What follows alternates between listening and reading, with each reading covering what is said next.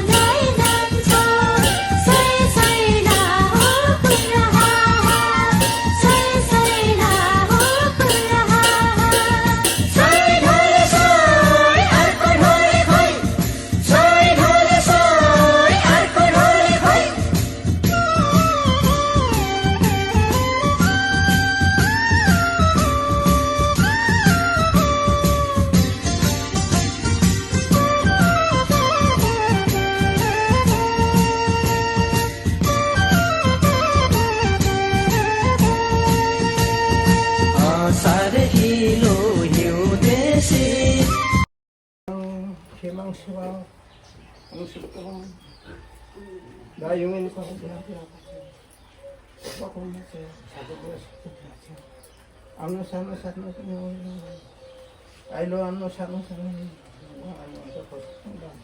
ल आमाको डोङ्गला भनेको आफ्नो मुख सिद्धि गर्नु हो। हाम्रो यहाँको त यही संस्कृति कला झल्काउने यी खानपिनको व्यवस्था हो। हाम्रो पितृहरूलाई खुसी पारेपछि हामी पनि खुसी हुनुपर्ने हो। त्यसले गर्दा हामीले खानपिनको व्यवस्था गरिरहेको छौँ। यहाँनिर यसो जलपानको व्यवस्था हुँदैछ, खाँदैछौँ ल है। साथीहरू अहिले चाहिँ हामीहरूले यो हाम्रो घरको सुप्तुलुङमा चाहिँ हाम्रो पितृहरूलाई चाहिँ सम्मान गर्दै र पितृहरूसँग आशीर्वाद लिएर चाहिँ हामीहरूले यो हुत्लुङ खुत्काउने कार्यक्रम चाहिँ यहाँ समापन भयो। र अब फेरि हामी यो हाम्रो दाजु भाउजूको घरमा गएर चाहिँ हामी हाम्रो होमेसँग फेरि यो हुत्लुङ खुत्माको कार्यक्रम गर्नेछौँ र त्यहाँ गएर पनि म तपाईँहरूलाई फेरि केही दृश्यहरू देखाउनेछु। हस्त बाबाई मा फेरि पुनः स्वागत गर्दछु। अहिले चाहिँ हामी यो हुत्लुङ खुत्माको कार्यक्रमको लागि हाम्रो दाजुको घरमा हुत्लुङ खुत्माको कार्यक्रम भइरहेको छ र यो हाम्रो